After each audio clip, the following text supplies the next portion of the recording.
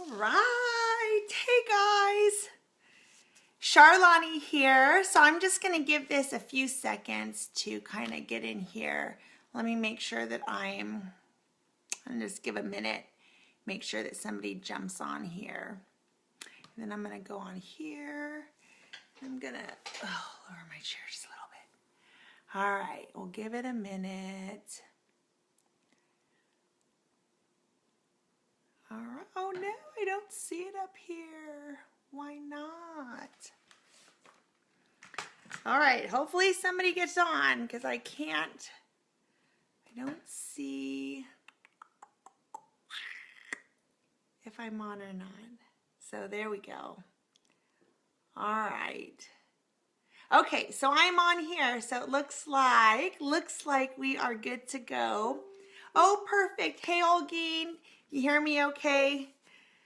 Hey, Patricia. All right, cool deal. So it looks like you guys are able to jump on. So that's a good thing.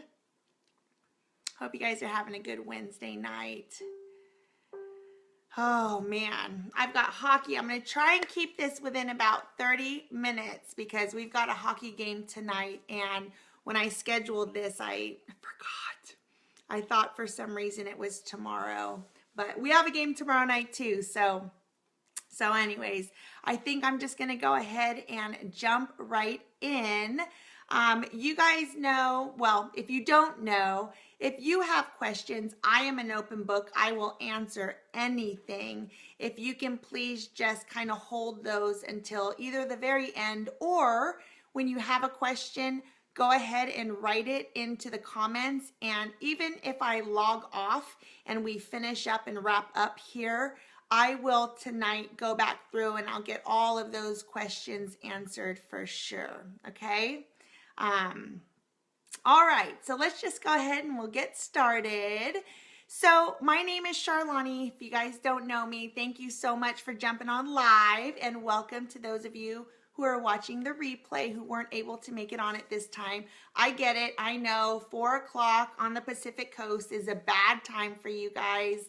But you know, I got to kind of do what works for me. And right now, 6 o'clock Central is my time to do this. So you will have the recording up here. So thank you for watching that as well. Now, so here's what. You know, my main goal in life is, I'm sure most people's is to live the happiest, most fulfilling life imaginable. You know, I have huge dreams, and I've been able to reach many of them. And you've got to know that all of that absolutely takes time, and it takes planning. And what you have to realize is that as time goes on, your goals and that vision of a perfect life, it starts to shift.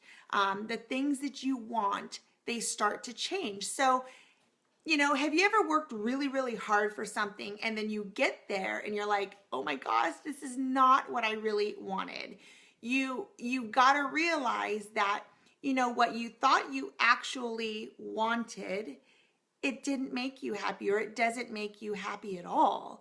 But many times, or I should say not but many times you don't realize that until you've put in all that work, and then you get there and you're like, wah, wah, like this sucks. This isn't what I had expected at all. But there are ways that you can absolutely avoid that. And I'm going to tell you my story about going down a path that I thought that I absolutely wanted. I worked really, really hard to go in this direction, and I wanted to reach these big goals. And I got there and I was like, you know what? I am more unhappy and I'm more stressed than I could have absolutely ever imagined. But the way that I see things is that there is always light at the end of the tunnel. You just have to course correct and you have to move on. And in a recent Instagram story, and I don't know if you know what that is, but an Instagram story is Instagram's version of Snapchat. Now, I have a Snapchat, but I don't consistently go in there. I prefer Instagram stories. That's where most of my peeps are anyhow. So if you want those behind the scenes, daily nonsense, silly stuff, check it out. But anyways, I had mentioned in one of my stories that I own and run my own medical billing company. And I received so many questions about how I got started and if you can do this too. And first and foremost, I gotta apologize if you're one of those who I have not responded to, but my response is not a cut and dry response.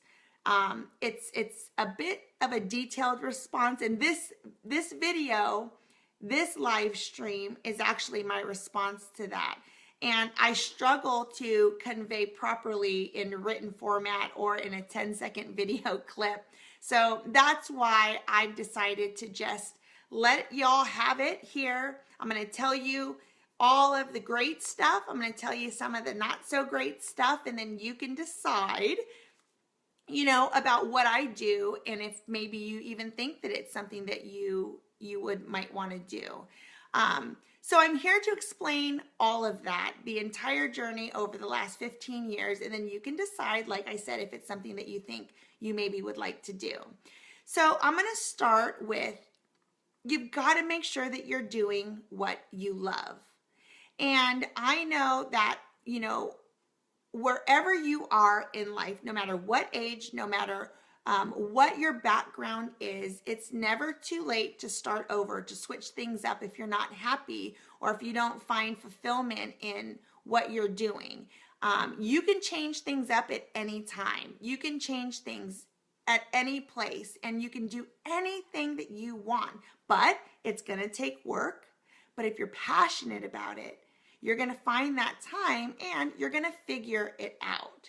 So I'm going to start with the way back beginning, because it's been one hell of a ride with my medical billing journey, that's for sure.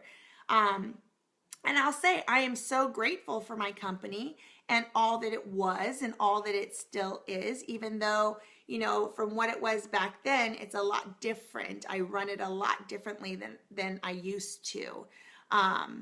And that's going to make more sense as I get into it and you kind of hear the journey that I've taken with it.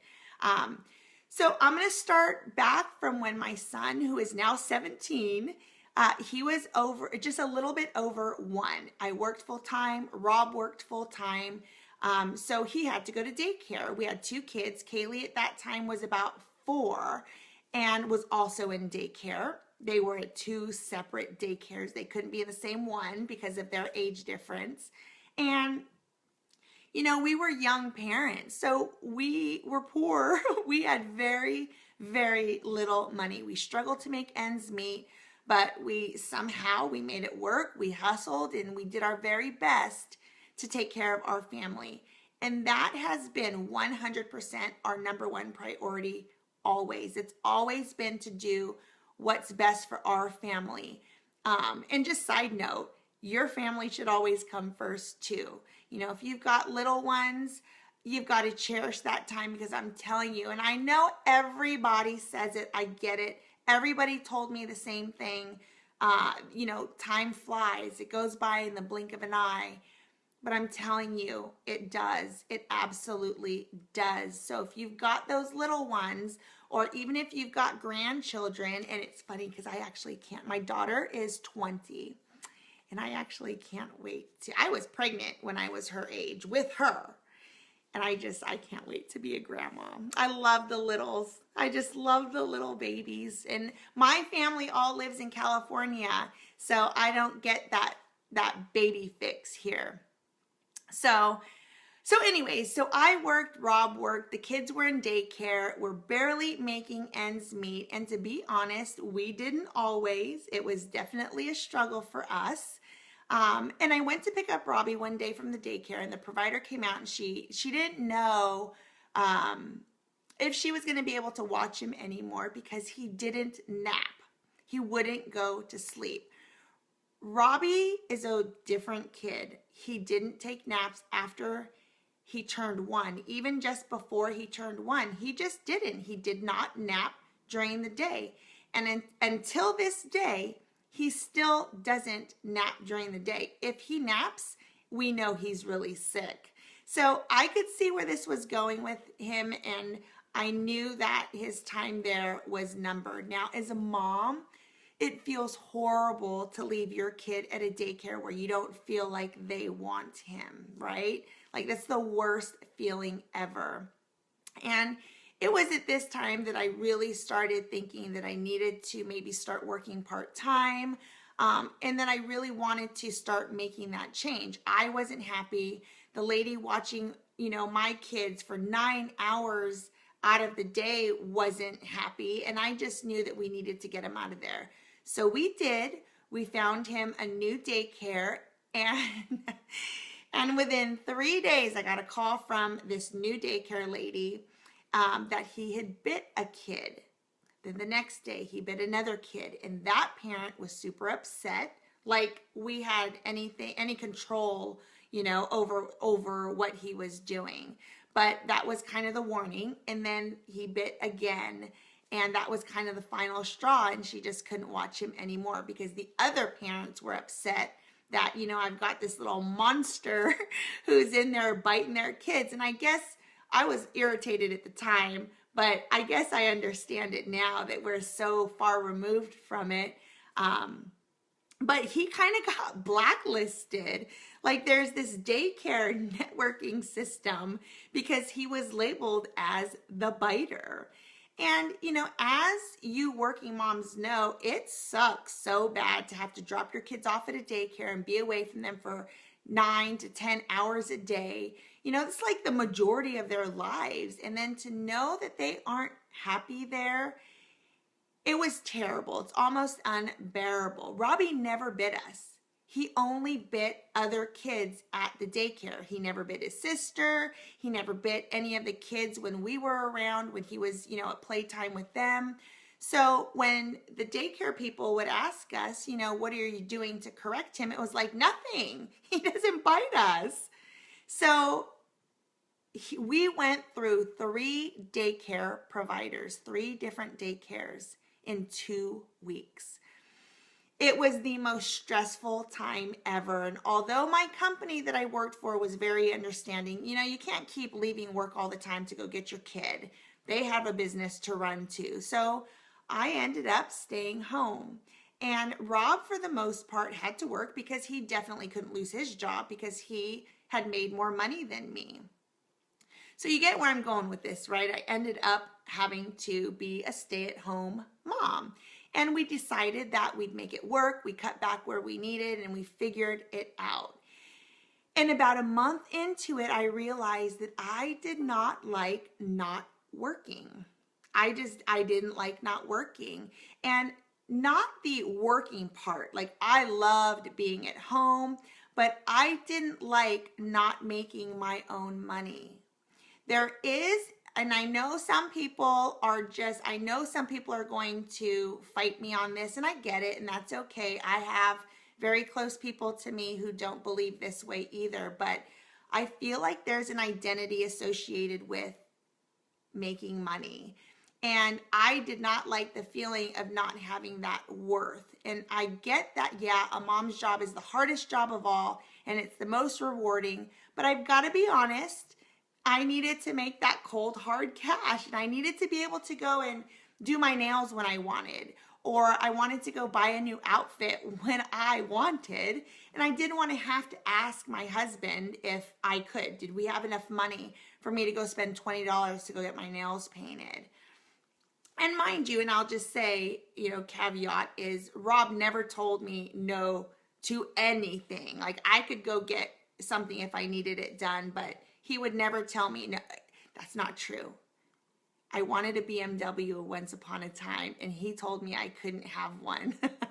But that's a whole different story. Maybe at the end, if you remind me, I'll tell you about it because it is kind of funny. But anyway, so I didn't like the feeling like I was spending his money, that I wasn't contributing myself. And that's just me. It's how I feel about it.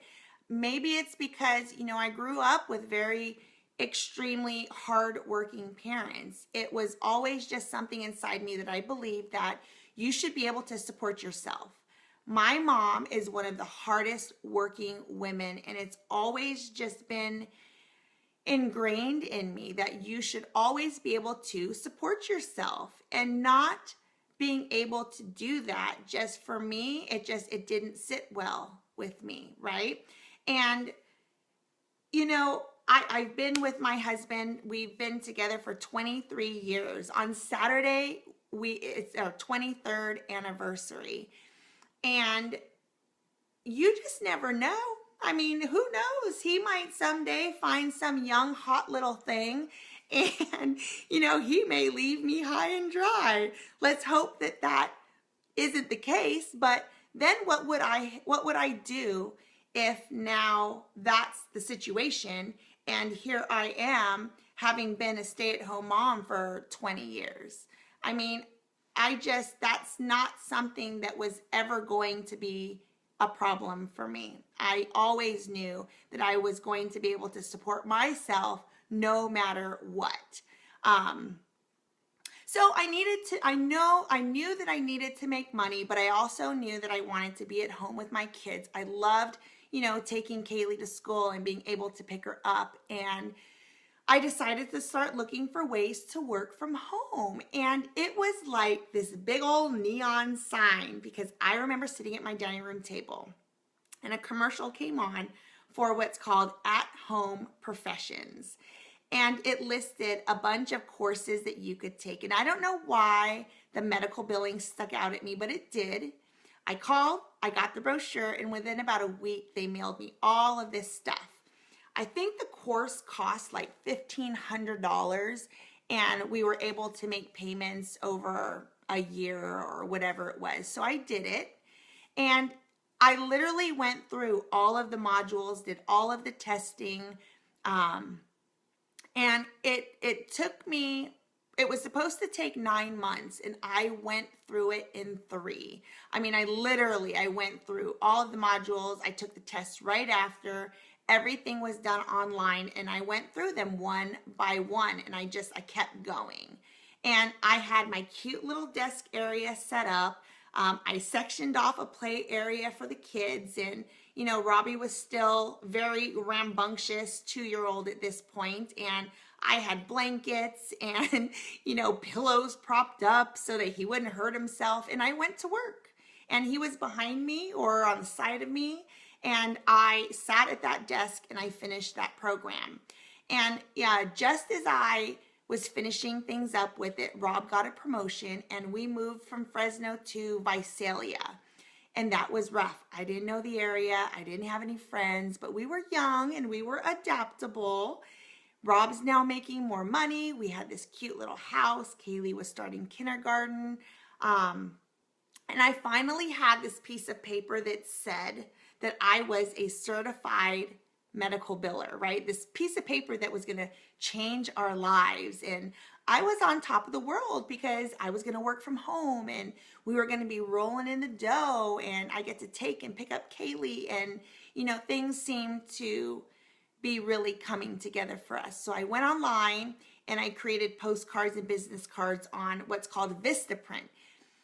And mind you, this is when I discovered that I freaking love creating marketing stuff. Like, I love centering things, and it's that, in that process is where I realized that, oh my gosh, I love doing this stuff.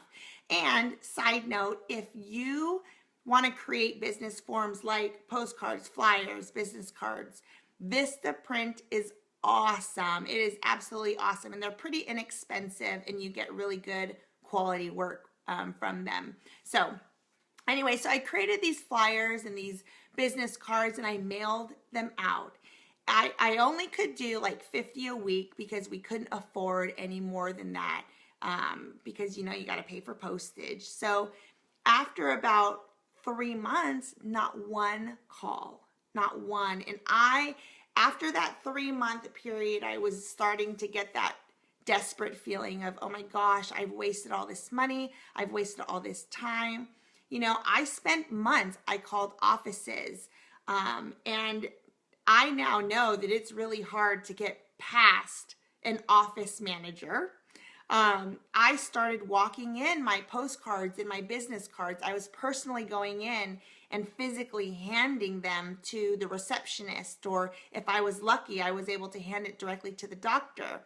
And really, I have no doubt, especially knowing what I know now, that 90% of all that I mailed and handed out went right into the trash. Because at that time, I didn't know that in most offices, the office managers do the billing. So basically, here I'm coming in there and I'm offering services that were basically going to eliminate their job. So I did this all for almost a year. It was hard. It was so hard because not one nibble, not even one person, hey, what are you doing? How are you doing? What experience do you have? Nothing, not anything. But here's what I want you to understand. And the thing about this is that, in a nutshell, this is what medical billing is. You are billing out charges to insurance companies who will then send payments to the doctor. If you don't do your job, your doctor's cash flow comes to a standstill. So asking a doctor to put in your hands, your newbie rookie hands, their income, having no real billing experience whatsoever, is not going to happen. It's just not. If they know that you've never billed anything for anybody before, it's not going to happen. They would be crazy. They would be crazy. So I have found that most doctors want that moolah. So experience is usually the first thing that they ask about. Who have you built for? It's about networking. And they need to know before they give you the opportunity that you're capable of following through with it. So I could say I was a certified medical billing assistant, but to be honest, the courses taught me absolutely nothing about medical billing.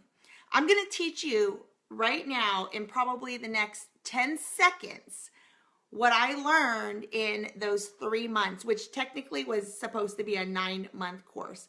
Doctor sees the patient. Doctor writes down what they did and why. You have to get what's called a CPT code. That's your charges, like your office visits, your procedures, things like that. Then you need an ICD-10 code. Back then it was actually called the ICD-9 code, and that conversion was super fun. But that's your diagnosis code. And then you bill that to the insurance company, and then they pay you, you log it, and that's it, right? That's pretty much medical billing in a nutshell. And I remember this video that I watched because they sent you VHS tapes. Yeah, guys, this is a long time ago. So I remember pushing in that VHS tape, and it's this lady sitting at the kitchen table with a small little stack of super bills. And that's where your charges and your diagnoses that's where they're tracked. And she quickly enters them in. She goes off and she pours herself a cup of coffee. She then takes her son to the park. On her way home, she goes to the mailbox and she pulls out the mail, and it's all the payments from the insurance companies. So it shows her going back in, sitting back at her little kitchen table, and she starts entering these things in. And this is all done with that dreamy kind of background music. And man, I was sold, hook, line, and sinker. I was like, that is the perfect scenario, and I want that. But let me tell you guys, now that I've got a lot of experience under my belt, holy cow, that is not what it's like at all. Well, I guess maybe sometimes it is when I don't have anything else to do, but it's definitely a whole lot more than just those few steps for sure. So as I said, I hit the pavement. I mailed out flyers. I had invested a lot of money having to buy a software program, all of those flyers and postcards, and then all of that postage. It was a good, probably a few $1,000s that I had invested. And, that waiting, it really, really sucked. Sorry. Excuse me. Are you guys drinking water? Make sure you're drinking water. You should be drinking half your body weight in ounces every single day. So if you're not doing that, you should go get a cup of water and you should slam it. All right, so it came to a point where, I had been at this for like a year, and I even started asking if I could just go in and shadow and apprentice people so that I could say that I had worked in an office, but nope, doctors want people who have experience. So I'll never forget it because it was like that first step, right?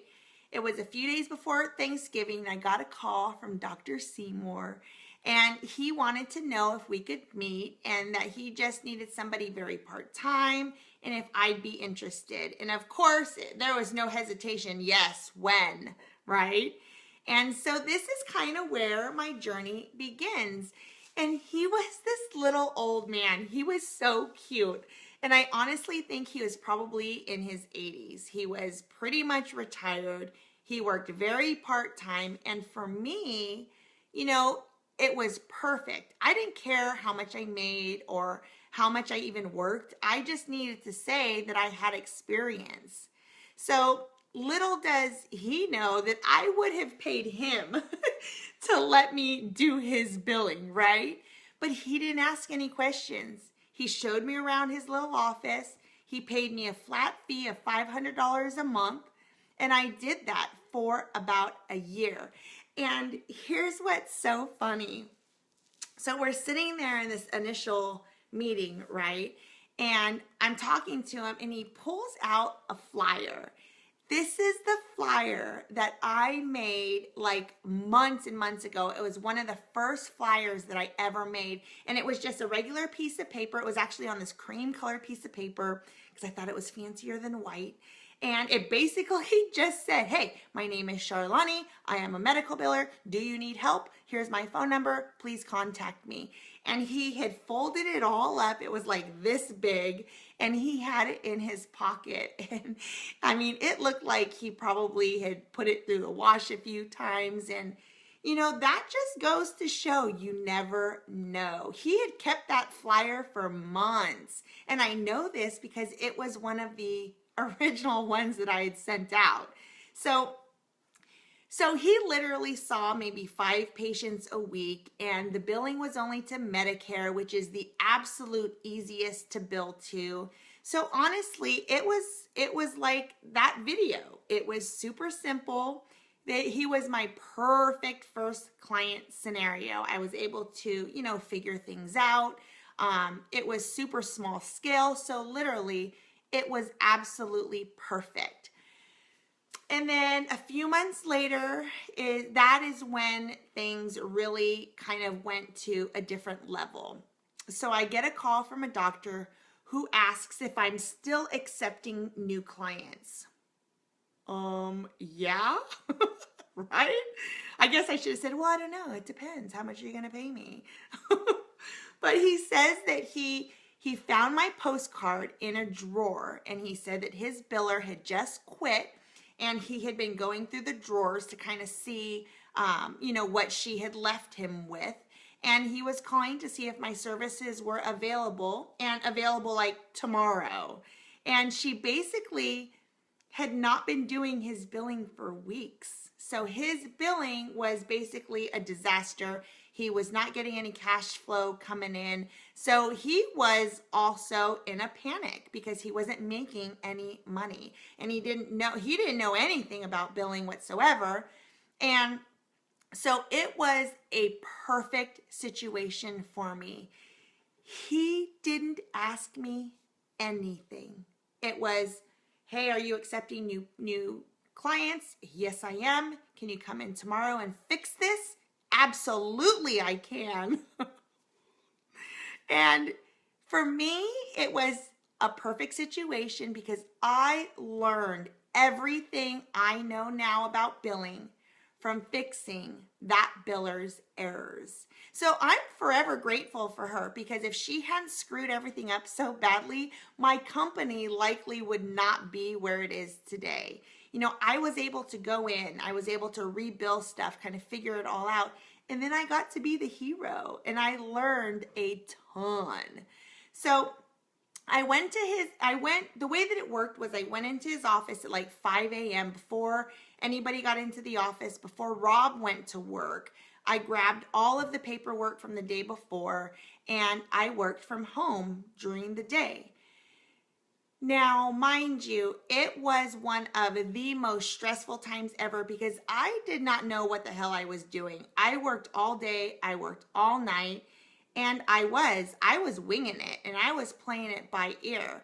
And here's another thing that I had to learn in kind of the hard way.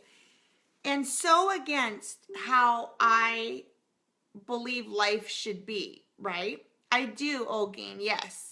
I run my own medical billing company, but you'll hear kind of the what I do now with it is not what it was before. I run it a little bit different now. But the medical billing world, especially in a small town like ours, was very competitive. So if I had a question about something, or if I had an issue about something, I couldn't call somebody and just say, hey, what do you do in this situation?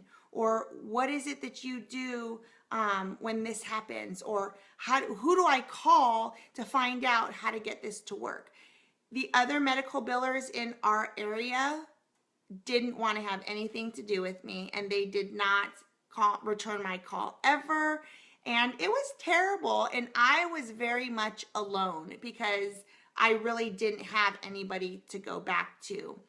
But it didn't matter because I hustled really hard, and I worked literally my ass off. But it was not easy.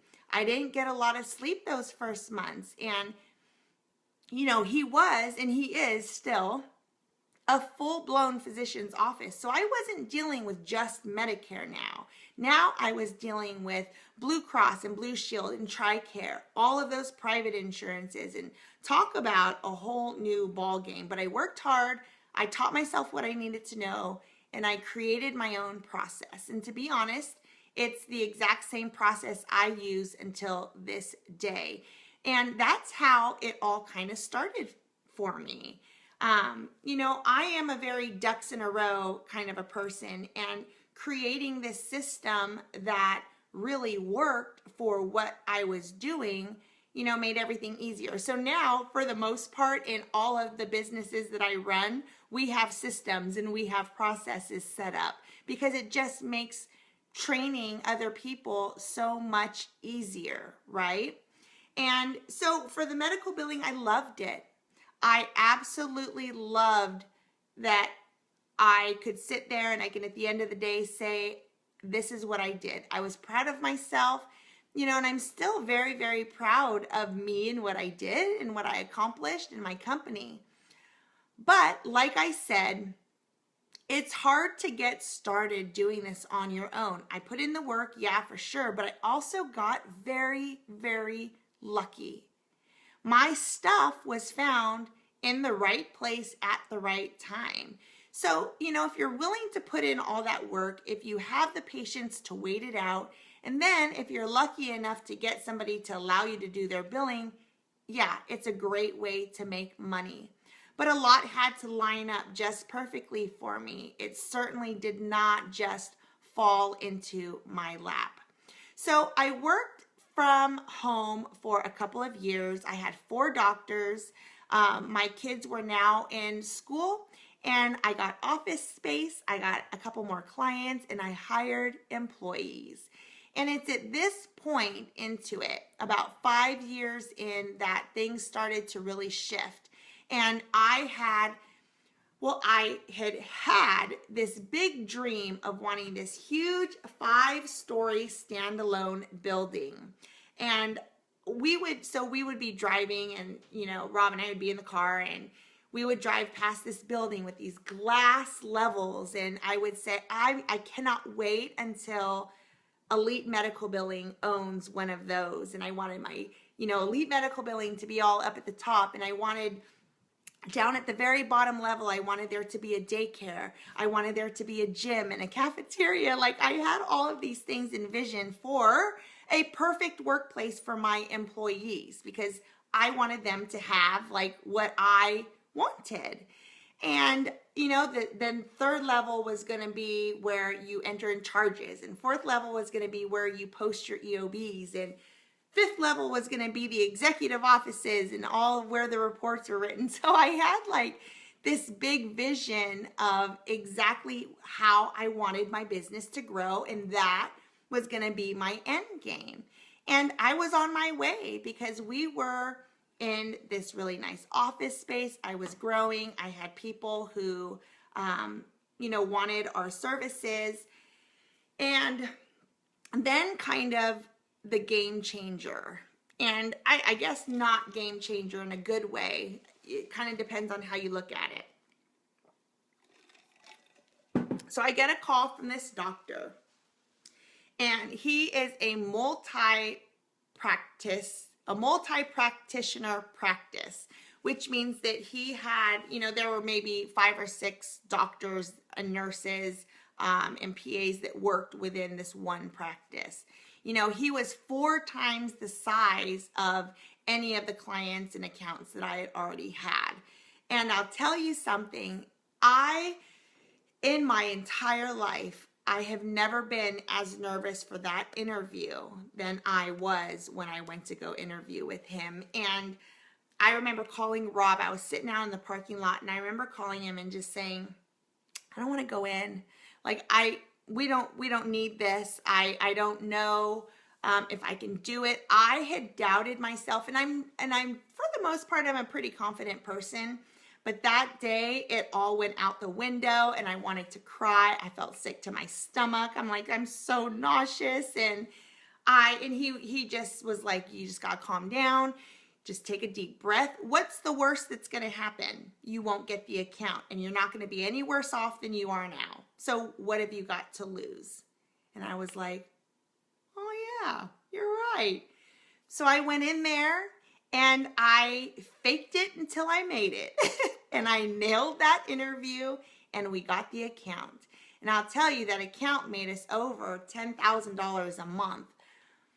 But the doctor was an a-hole. He was the biggest jerk ever. And it's here where I realized that no matter how much money I could ever make, ever, I would never work for somebody who treated me or my girls like crap. His office, the way that the offices were set up, his office was situated right across from ours. So he would come in and he'd pop in and he'd, just be an ass. And I am not an ass kisser. And I'm actually, for the most part, really nice to a fault.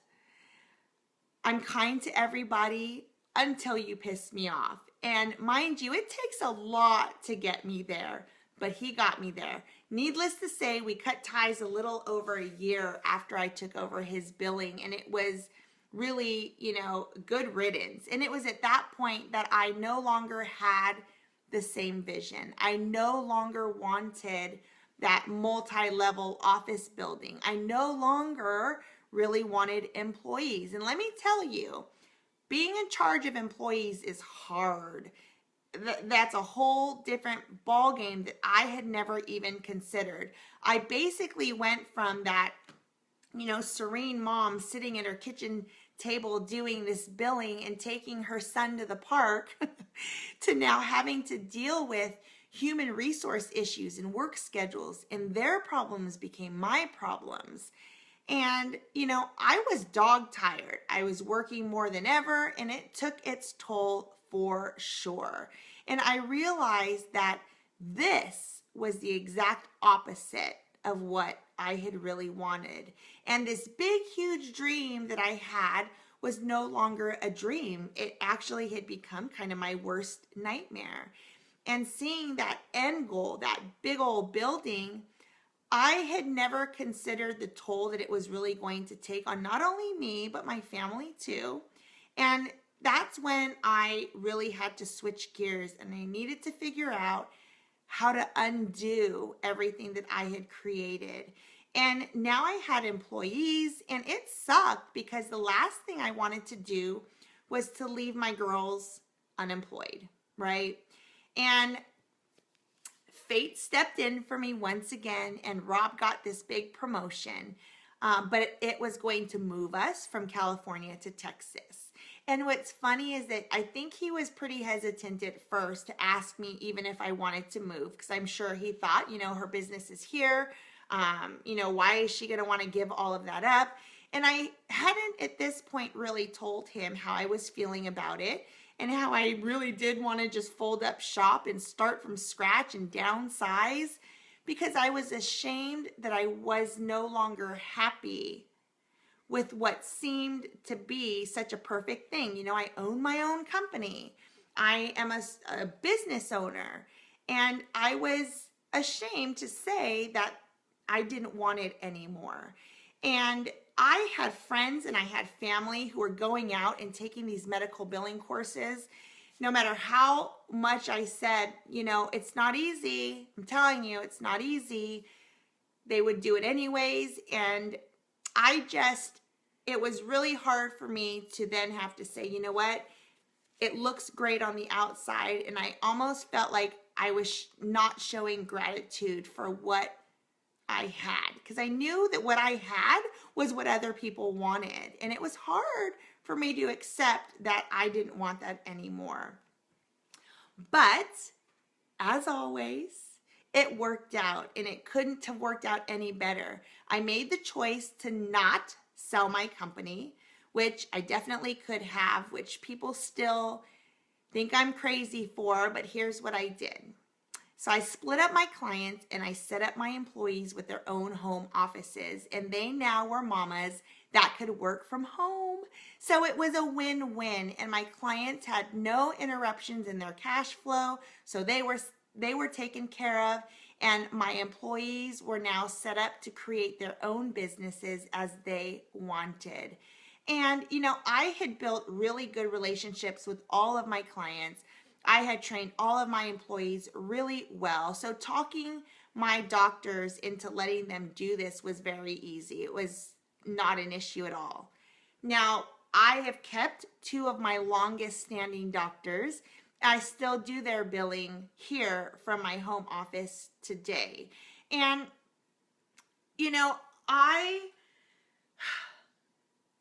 I love doing my medical billing. And like I said before, I'm a very ducks in a row type of a personality, and I like to be able to sit down and have a stack of paperwork in front of me and complete it, and then have a clean, empty desk. And honestly, with medical billing, sometimes it's really hard to have that because things are happening all the time.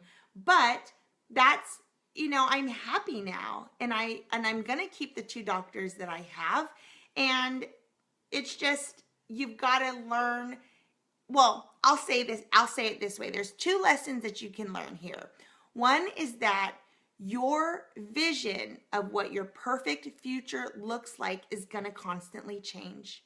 And as you experience life just kind of happens, and things happen. And what you want is going to start to change. So the second lesson would be that it's not easy. And I think even with the internet now, it's even harder to get a medical billing service going. And as you heard from my story, lots and lots of hustle and lots of luck, and being in the right place at the right time. Would I do it over again? Of course I would, because I learned so much, and I'm so proud of my company. And what I'm most proud of is that my girls, my employees, can raise their families and work from home.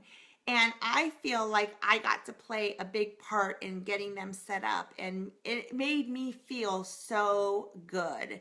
So, now I have my 2 doctors and I work on their accounts. It's very part-time. The other part of my time is spent on my passion. So this is kind of the next section of this video, or this webinar, or whatever we're going to call it. But the other part of my time is spent on what I am extremely passionate about, what I absolutely love to do, and that's my Beachbody coaching business. And here's the thing, that same feeling that I got when my past employees would thank me for their business opportunity, it's that same feeling that I get when a challenger comes to me, or someone comes to me and they have been in my challenge groups and they say that they learned something that has changed their lives, or that their very own business as a coach is starting to flourish and that they're able to pay off bills and contribute to their families. That makes me feel really, really good, and it makes my heart happy. And with the coaching thing, so I have like this quick 3 or 4 minute video. It's very short, that I made for my team, and it shows you pretty much what coaching has done for us. I can post that in the comments if you'd like to take a look at it. But look, you guys, here, bottom line is that you gotta love what you do. And for a long time, I loved my medical billing company. My passion was to build it into this great service, and I succeeded. But my vision changed, my goals changed, my passion changed, and I'm kind of over that now. I don't want that anymore. Now, I love helping others to create a vision for what they want their life to look like. And then I like to help people create a game plan to get them there. I love that I now have an opportunity to help others do exactly what I do and be there with them for all of their successes. And obviously, as your coach, be there for you during those struggle times too.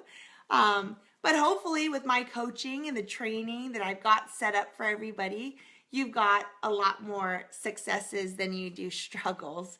So, your goals as life goes on changes, and you have to be ready for it, and you have to allow it to come when it's necessary.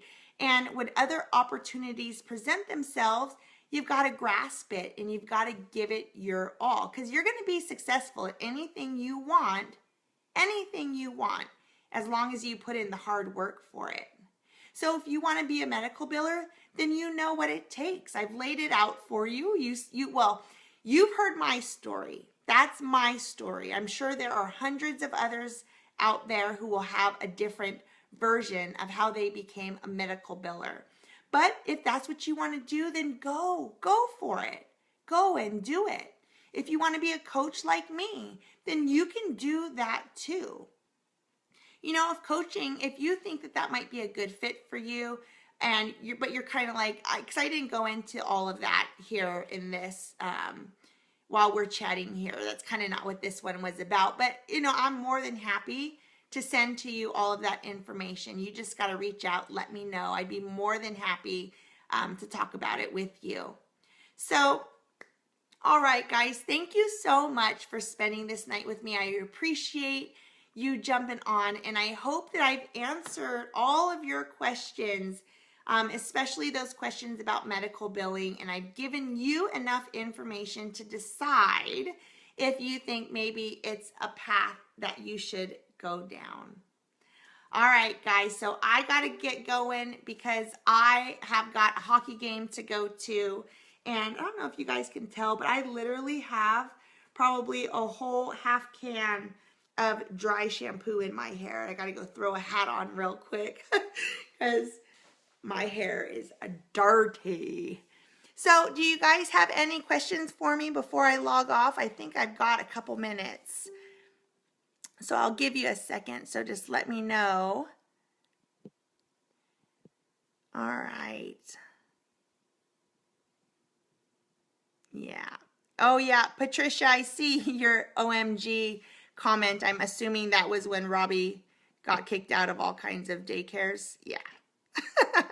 I think I remember seeing that when I was talking about that.